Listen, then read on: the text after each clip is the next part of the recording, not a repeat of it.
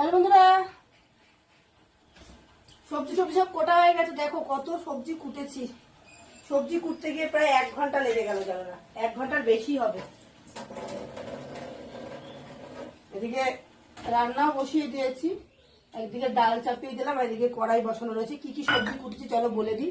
এখানে দেখো চিচিঙ্গা কুটেছি, তারা হাঁড়িটা সরিয়ে দিই।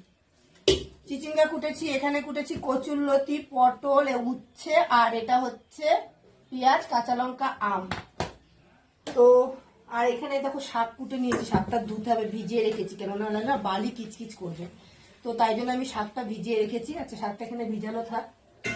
এদিকে কড়াই আমার গরম হয়ে গেছে, আমি উচ্ছেটা দিয়ে দিয়ে দেবো। উচ্ছেটাই ভেজে নিই, কেননা এগুলোকে লবণ হলুদ মাখানো হয়নি, এখন ওগুলো করতে গেলে দেরি হয়ে যাবে। তো তাই জন্য উচ্ছেটা আগে ভেজে নিলাম। দিয়ে দিচ্ছি লবণ,